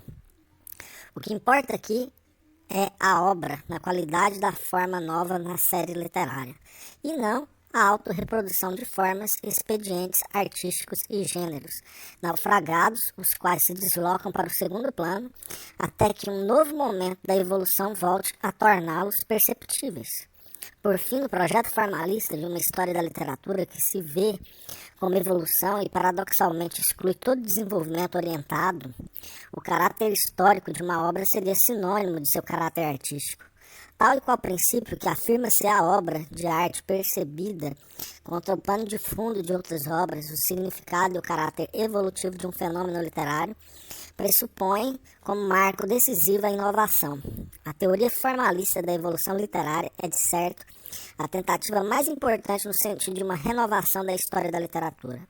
A descoberta de que também no domínio da literatura as mudanças históricas se processam no interior de um sistema, a intentada funcionalização do desenvolvimento literário e, não em menor grau, a teoria da automatização são conquistas das quais não devemos abrir mão, ainda que a canonização unifacetada da mudança necessite de correção. A crítica já apontou suficientemente as fraquezas da teoria formalista da evolução. O mero contraste ou variação estética não bastaria para explicar o desenvolvimento da literatura. A questão acerca do sentido tomado pela mudança das formas literárias teria permanecido irrespondida. A inovação por si só não constituiria ainda o caráter artístico e finalmente não se teria, por sua simples negação, abolido a relação entre evolução literária e mudança social. A resposta a esta última questão encontra-se em minha tese 12. A solução das demais exige que, pela via da estética da recepção, se abra a teoria literária descritiva dos formalistas para a dimensão da experiência histórica. A descrição da evolução literária como uma luta incessante do novo contra o velho, ou como alternância entre canonização e automatização das formas, reduz o caráter histórico da literatura à atualidade unidimensional de suas mudanças e limita a compreensão histórica à percepção destas últimas. Contudo, as mudanças da série literária somente perfazem uma sequência histórica quando a posição entre a forma velha e a nova dá a conhecer também a especificidade de sua mediação. Tal mediação pode ser definida como problema, que cada obra de arte coloca e lega, enquanto horizontes de soluções possíveis posteriormente a ela.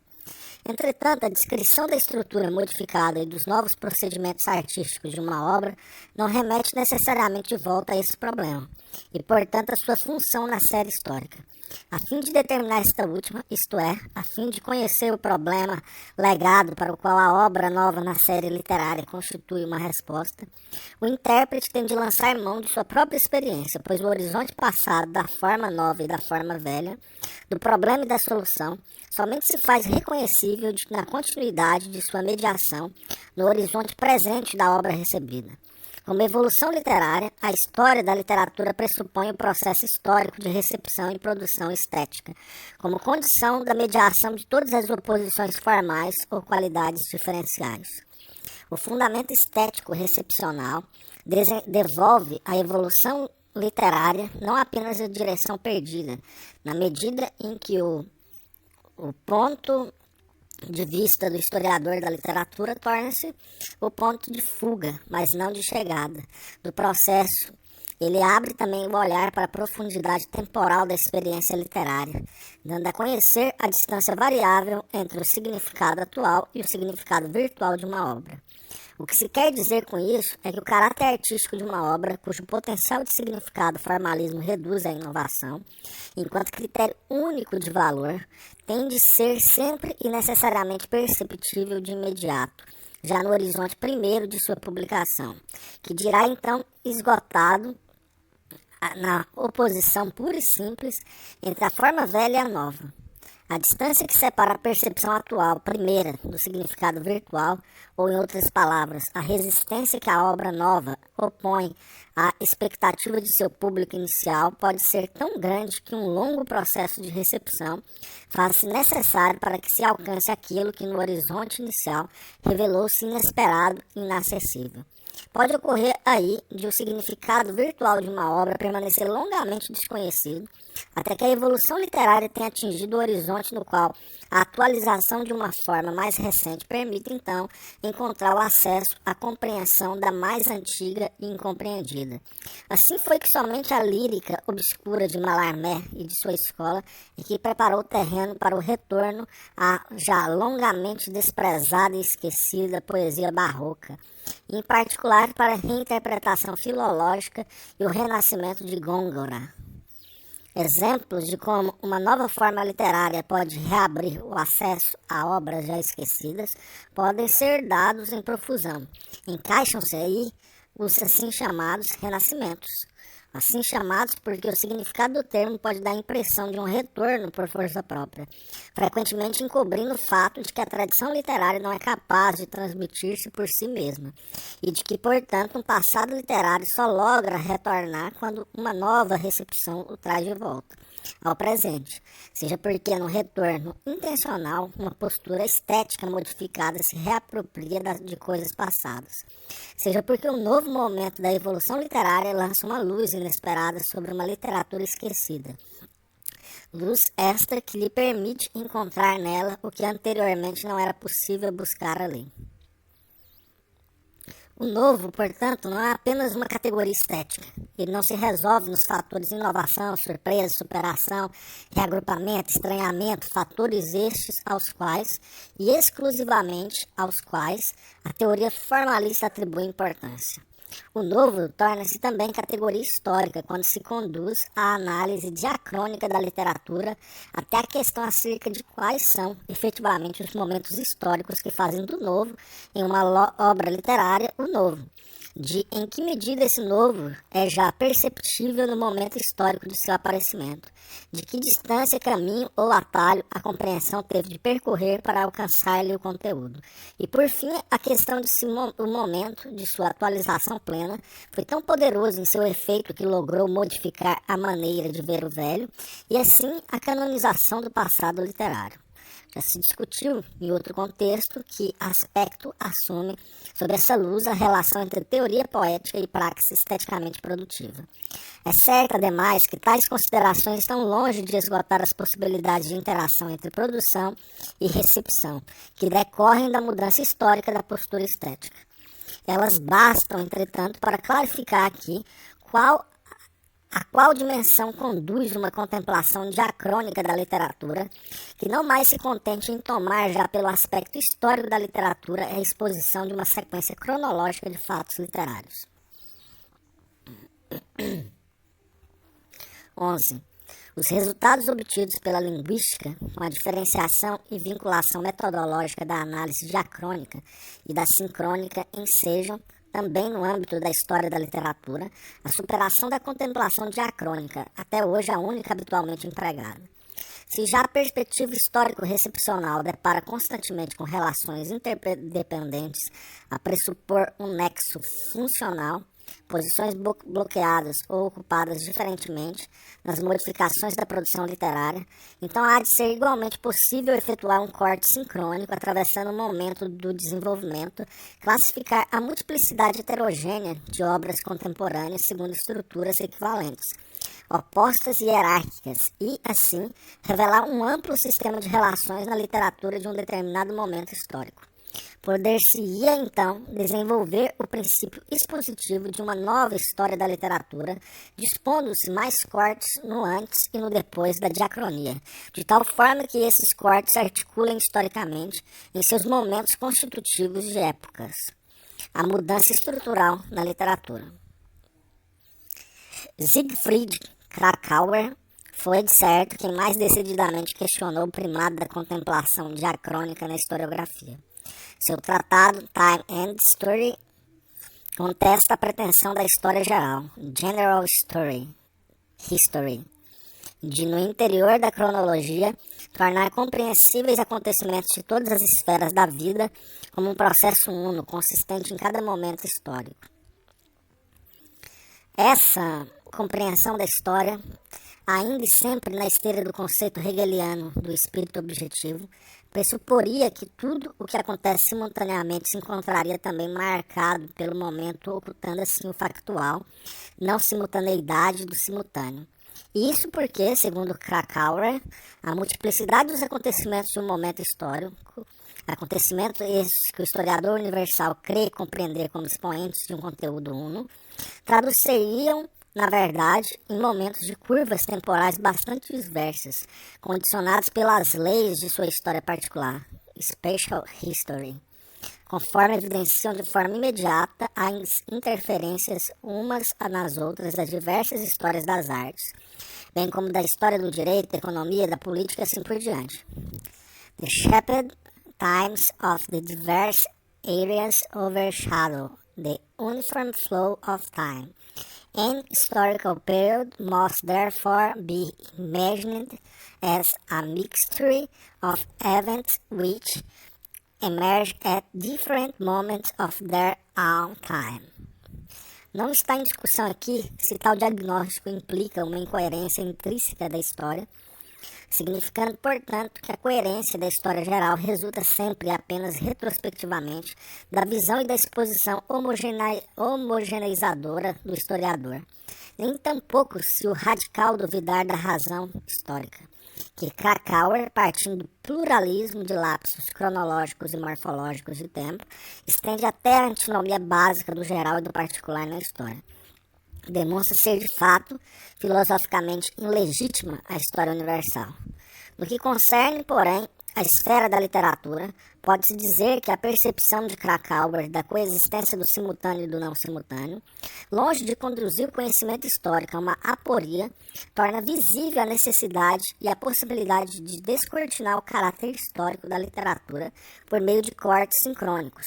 Decorre, afinal, dessa percepção que a ficção cronológica do momento, que marca todos os fenômenos simultâneos, corresponde em tão pouca medida ao conceito histórico quanto à ficção morfológica de uma série literária homogênea, na qual todos os fenômenos, em sua sucessão, obedecem apenas a leis imanentes.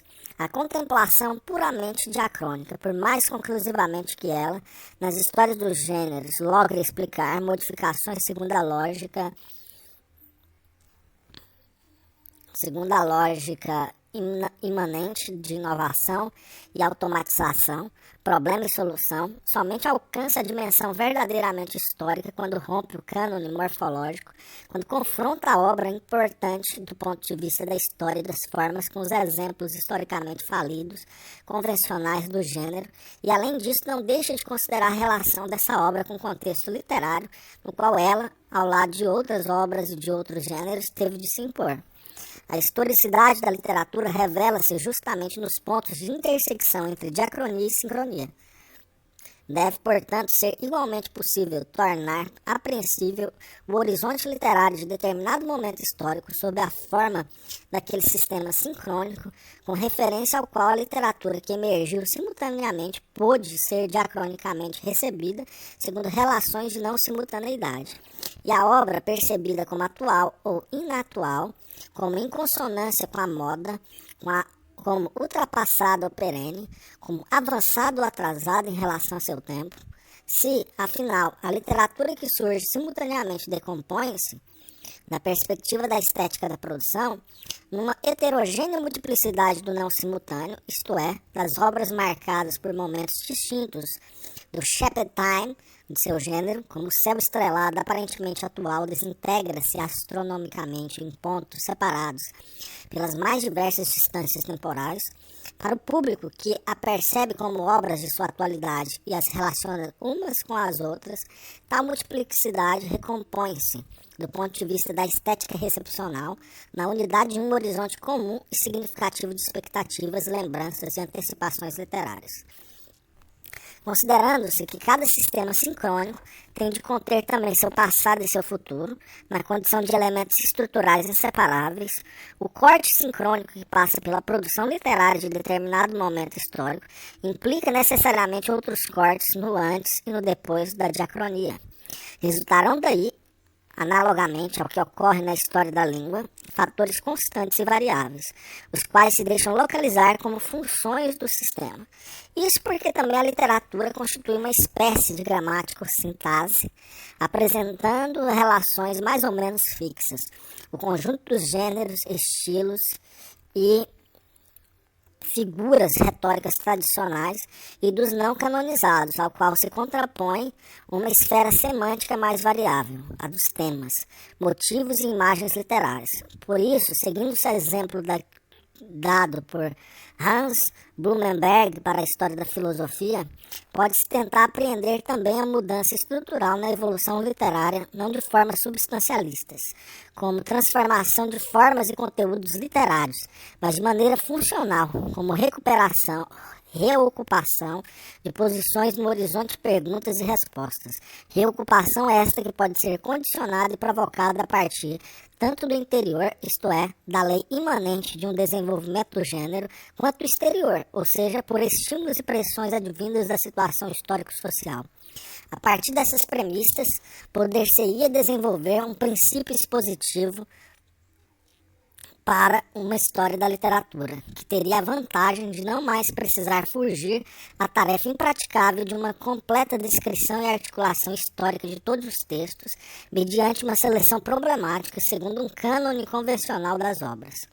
A mudança histórica da produção literária é apreensível mesmo sem a compilação e apresentação exaustiva de todos os fatos e filiações diacrônicas, bastando para tanto que se leia a mudança diacrônica na continuidade dos acontecimentos a partir do resultado histórico, isto é, que seja descortinado no corte transversal plenamente analisável do sistema literário sincrônico e seja perseguido em novos cortes.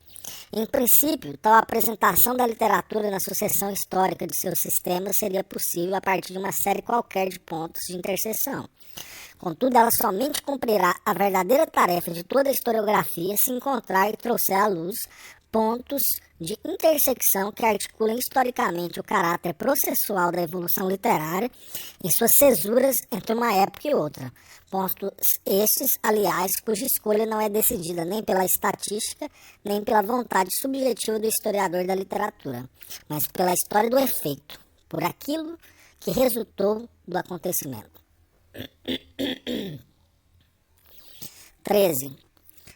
A tarefa da história da literatura somente se cumpre quando a produção literária é não apenas apresentada sincrônica e diacronicamente na sucessão de seus sistemas, mas vista também como história particular, em sua relação própria com a história geral. Tal relação não se esgota no fato de podermos encontrar na literatura de todas as épocas um quadro tipificado, idealizado, satírico ou utópico da vida social. A função social somente se manifesta na plenitude de suas possibilidades quando a experiência literária do leitor adentra o horizonte expectativo de sua vida prática, pré-formando seu entendimento do mundo e assim retroagindo sobre seu comportamento social. Em geral, o nexo funcional entre literatura e sociedade é demonstrado pela sociologia tradicional da literatura, com base nos estreitos limites de um método que, de um modo apenas superficial, substituiu o princípio clássico da imitatio naturae pela definição segundo a qual a literatura seria a representação de uma realidade pré-determinada, que por isso mesmo tinha de elevar um conceito estilístico vinculado a uma época específica, o realismo do século XIX, à condição de categoria literária por excelência. No entanto, também o estruturalismo das tendências iniciadas por Northrop Frye e Claude Lévi-Strauss, hoje em moda, permanece ainda totalmente cativo desta estética fundamentalmente classicista da representação e de seu esquematismo, do espelhamento e da tipificação. Na medida em que explica as descobertas da linguística e da ciência literária estruturalista como constantes antropológicas arcaicas revestidas do mito literário, o que, não raro, somente logra fazer com auxílio de uma evidente alegorização dos textos, o estruturalismo reduz a existência histórica, por um lado, a estruturas de uma natureza social primitiva, e a poesia, por outro, a expressão mítica ou simbólica dessas formas sociais constantes. Ignora, assim, precisamente a função eminentemente social, isto é, socialmente constitutiva da literatura. O estruturalismo literário, tanto quanto antes dele, a ciência literária formalista e marxista, não se pergunta de que forma a literatura marca ela própria a concepção de sociedade que constitui seu pressuposto, nem como ela marcou essa concepção ao longo do processo histórico. Assim formulou Gerhard Hess em uma palestra sobre Das Bild der Gesellschaft in der Französischen Literatur, a imagem da sociedade da literatura francesa, de 1954, o problema ainda em aberto do estabelecimento de um vínculo entre a história da literatura e a sociologia, mostrando que a literatura francesa, no curso de seu desenvolvimento recente, pode reivindicar para si a primazia na descoberta de certas leis da vida social.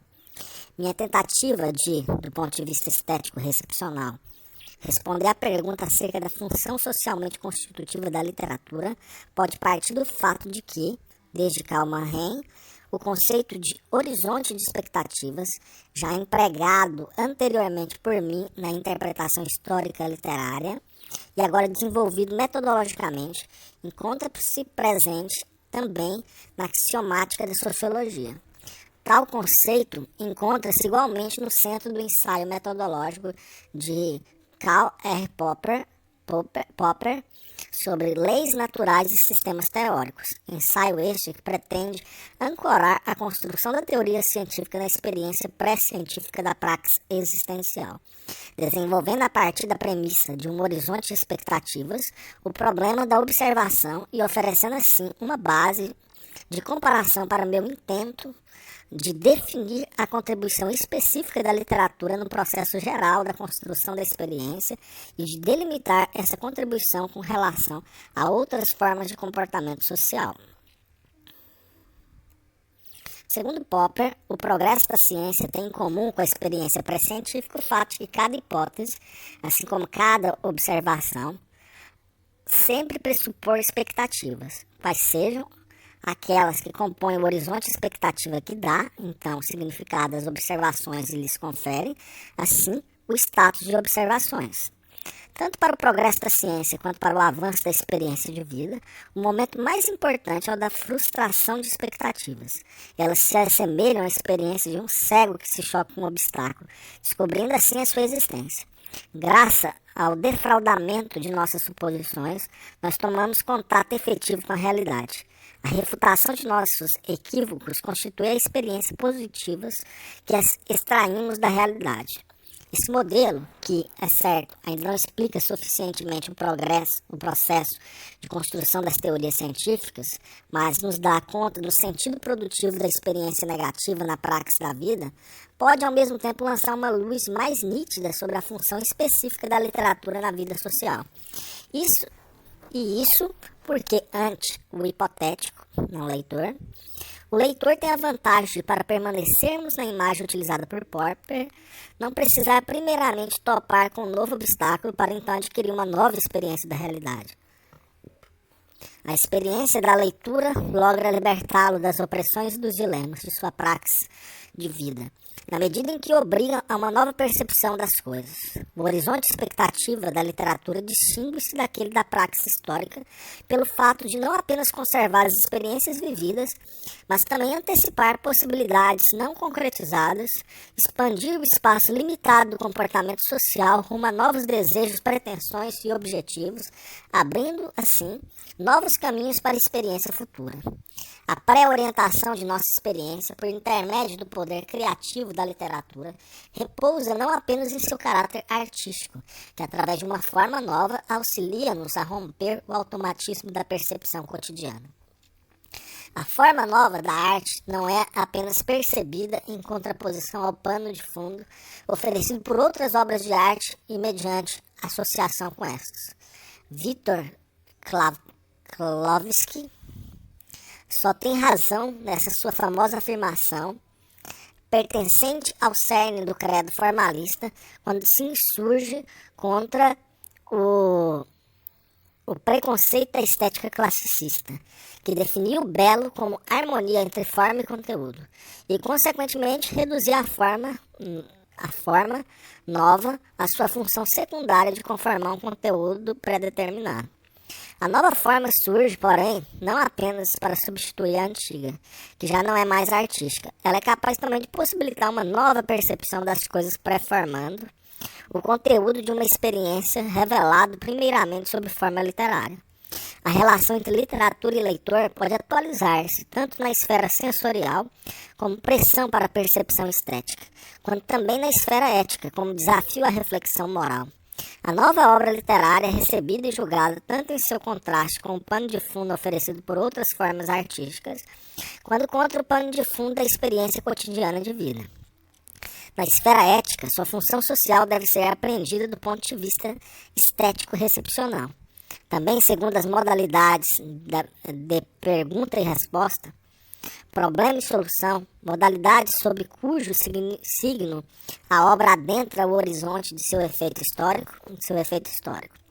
De que maneira uma nova forma estética pode possuir também consequências morais, ou, em outras palavras, de que forma pode ela conferir a uma questão moral o maior efeito social concebível. Tal é o que nos demonstra de maneira mais impressiva o caso de Madame Bovary e do processo movido contra seu autor, Flaubert, após a publicação da obra na Revue de Paris, em 1857. A nova forma literária que obrigou o público de Flaubert a uma percepção inabitual da fábula desgastada foi o princípio de narrar impessoal, ou desinteressado, vinculado ao artifício do assim chamado discurso indireto livre, manejado por Flaubert com virtuosidade e coerência no tratamento do foco narrativo. Pode-se esclarecer o que isso significa a partir de uma descrição considerada extremamente imoral pelo procurador Pinard em sua acusação. A passagem segue-se, no romance, ao primeiro passo em falso de Emma e apresenta olhando-se no espelho. Em se apercevant dans la glace, il s'étonne de son visage, jamais il n'avait et les yeux si grands ni noirs, ni de une telle profondeur. Quelque chose d'habituel épandu sur sa personne la transfigurait. Elle se répétait: j'ai un amante délectante à cette idée comme à celle d'une autre puberté qui lui serait survenue. Il allait donc enfin posséder ce plaisir de l'amour, cette fièvre de bonheur dont elle avait désespéré. Il entrait dans quelque chose de merveilleux où tout serait passion, êxtase, delírio. O procurador toma essas últimas frases por uma descrição objetiva, contendo em si o julgamento do narrador, e se irrita com tal glorification du adultère, que seria ainda mais perigosa e imoral do que o próprio adultério. No entanto, o acusador de Flaubert comete aí um equívoco que lhe é prontamente apontado pelo defensor. As frases por ele incriminadas não constituem uma constatação objetiva do narrador, a qual o leitor possa dar crédito, mas sim uma opinião subjetiva da personagem, a qual cumpre, desse modo, caracterizar em seus sentimentos construídos a partir da leitura de romances. O procedimento artístico consiste aí em se apresentar um discurso em grande parte interior da personagem descrita, sem provê-lo de nenhum sinal indicativo do discurso direto. Je vais donc enfin procéder, ou do discurso indireto. Ele se disser qu'elle allait donc enfin procéder. O que resulta em que o leitor é quem tem de decidir, ele próprio, se toma a frase por uma asserção verdadeira ou se deve entendê-la como uma opinião característica dessa personagem. Emma Bovary é, de fato, julgada a partir da mera e nítida caracterização de sua existência subjetiva, a partir de suas próprias sensações. Tal conclusão, extraída de uma análise estilística moderna, coincide inteiramente com a contra-argumentação do defensor Sennard, o qual acentua que Emma começa a desiludir-se já a partir do segundo dia. Le dénouement pour la moralité se trouvait à chaque ligne du livre. Sennard, entretanto, não podia dar nome ao procedimento artístico ainda desconhecido à época. O efeito consternador das inovações formais do estilo narrativo flaubertiano faz-se ainda evidente no processo. A narrativa impessoal obriga seus leitores não apenas a perceber as coisas de modo diferente, com exatidão fotográfica, segundo o juízo da época, mas os compele também a uma estranha insegurança do juízo, uma vez que o novo procedimento artístico rompeu com uma velha convenção do romance. A presença constante na descrição das personagens, do juízo moral inequívoco e avaliado a seu respeito. Madame Bovary pôde radicalizar ou reformular perguntas concernentes a praxis da vida que, ao longo do julgamento, deslocaram inteiramente para o segundo plano o pretexto inicial da acusação, o elemento supostamente lascivo. A questão por intermédio da qual o defensor passou ao contra-ataque volta contra a sociedade a acusação de que o romance nada mais apresenta do que história de adultério de um film de província. Trata-se de perguntar sobre se não seria justo que Madame Bovary ostentasse o subtítulo Histoire de l'éducation trop souvent donnée en province. Com isso, entretanto, ainda não está respondida a pergunta na qual o promotor fez culminar seu requisitório. Qui peut condamner cette femme dans les livres? Personne. Telle est la conclusion. Il n'y a pas dans le livre d'un personnage qui puisse la condamner. Si vous y trouvez un personnage sage, si vous y trouvez un seul principe en vertu duquel l'adultère site stigmatisé, já torto. Se no romance nenhuma das personagens apresentadas poderia condenar Emma Bovary, e se nenhum princípio moral se impõe em nome do qual se poderia condená-la, não se está então justamente com o princípio da fidelidade matrimonial, questionando também a opinião pública dominante e o sentimento religioso no qual ela se assenta? A que instância se há de levar o caso de Madame Bovary, se as normas sociais até então vigentes, opinião pública, sentimento religioso, moral pública, bon mouvoir, não mais bastam para julgá-lo? Tais perguntas explícitas e implícitas não exprimem de modo algum uma incompreensão estética ou uma tacanhez moralizadora da parte do promotor. Nela se manifesta antes o inesperado efeito produzido por uma nova forma artística que foi capaz de, mediante uma nova manière de voir les choses, arrancar o leitor de Madame Bovary da certeza de seu juízo moral e que transformou novamente num problema em aberto, uma questão já previamente decidida pela moral pública.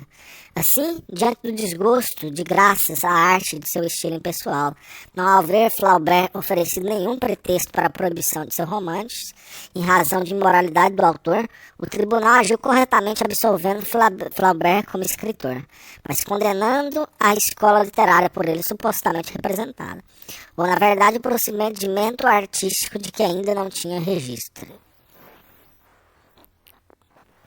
Uma obra literária pode, pois, mediante uma forma estética inabitual, romper as expectativas de seus leitores, e ao mesmo tempo colocá-los diante de uma questão cuja solução a moral sancionada pela religião ou pelo Estado ficou-lhes devendo.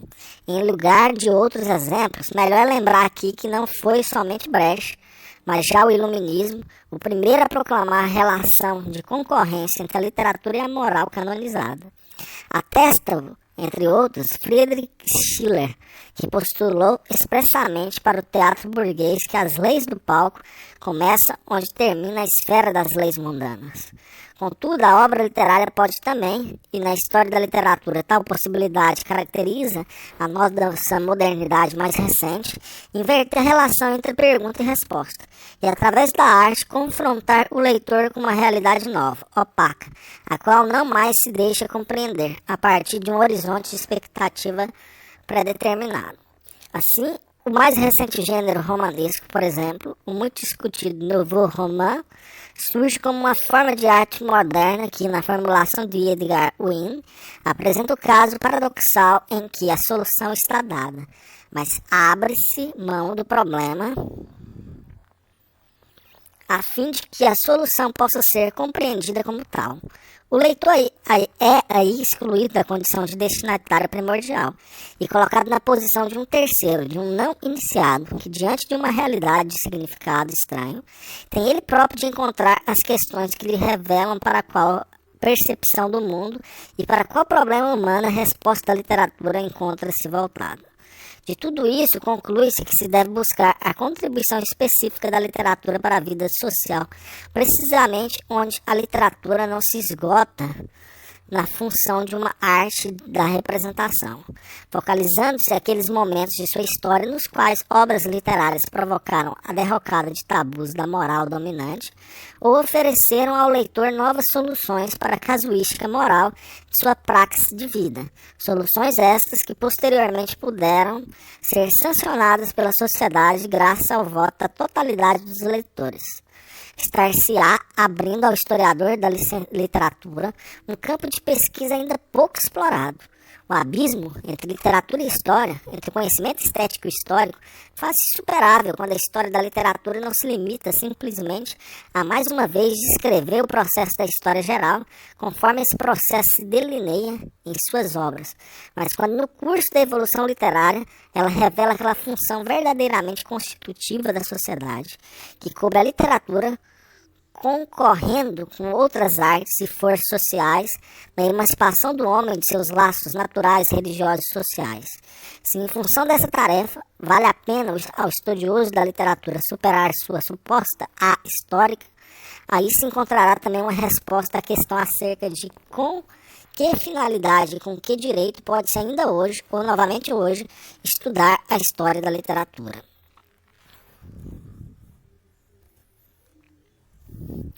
Essa foi uma aula inaugural pública, ministrada em 13 de abril de 1967, em comemoração ao 60º aniversário de Gerhard Herz, reitor da Universidade de Constança. A versão original tinha por título O que é e com que fim estuda História da Literatura. A presente versão foi consideravelmente ampliada em função do desenvolvimento de minhas teses. Devo à discussão e à crítica dessas teses um estímulo e aprendizado maiores do que poderia evidenciar com menções e referências particulares.